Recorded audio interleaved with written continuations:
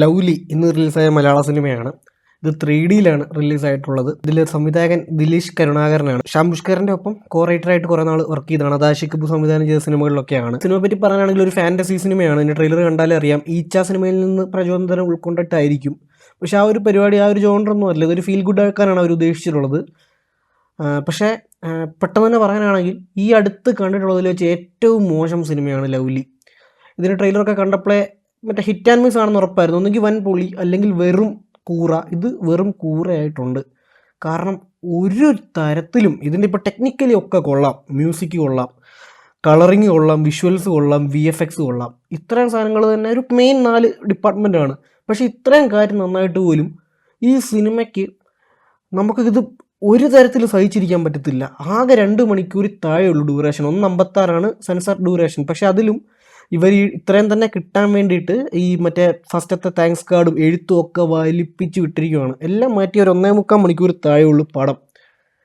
ഇത്ര ഉണ്ടായിട്ട് പോലും നമുക്കിത് സഹിക്കാൻ പറ്റത്തില്ല. അതിന് കാരണം എന്ന് വെച്ചാൽ ഏറ്റവും മോശം സ്ക്രിപ്റ്റാണ് ഈ സിനിമയുടേത്. നമ്മൾ ഒരു തരത്തിലും ഒന്നിനും നമുക്ക് കണ്ടുകൊണ്ടിരിക്കാൻ പറ്റാത്ത സിനിമകൾക്ക് പോലും, അതായത് ടെക്നിക്കലി ഒട്ടും അപ്പീലിംഗ് അല്ലാത്ത, വെറും ഒട്ടും ബഡ്ജറ്റ് ഇല്ലാത്ത പടങ്ങൾക്ക് പോലും ഇതിലും നല്ല സ്ക്രിപ്റ്റ് ഉണ്ടായിരിക്കും.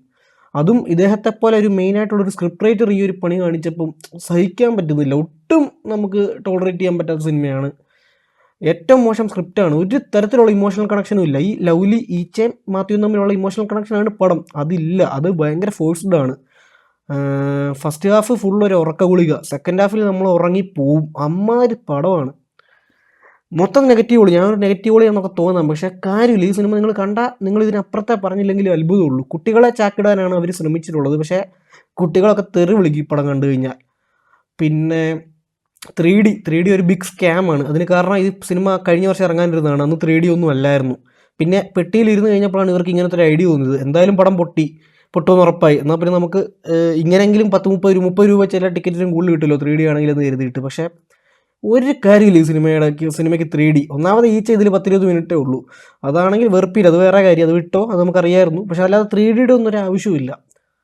ആകെ സിനിമയിൽ 2 സീൻ മാത്രമാണ് കൊള്ളാമെന്ന് തോന്നി. ഒരു കോർട്ട് റൂമിലൊരു സീനുണ്ട്, പിന്നെ ബാബുരാജിൻ്റെ ഒരു ഇൻട്രോ പരിപാടി.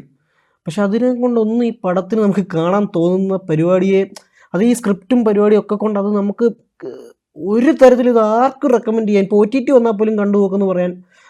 കാരണം നമ്മൾ ആരോടെങ്കിലും പറഞ്ഞാൽ അവർ നമ്മളിത് കണ്ടിട്ട് തെറി വിളിക്കും. അതാണ് ഈ സിനിമയുടെ ഒരു നിലവാരം. നല്ല ബഡ്ജറ്റ് പൊട്ടിച്ചിട്ട് ഒരു 1.5 ബോംബായി, ഉറപ്പായിട്ടും ബോംബായി മാറും. അപ്പോൾ ഈ സിനിമയ്ക്ക് എൻ്റെ റേറ്റിംഗ് 1/5 ആണ്.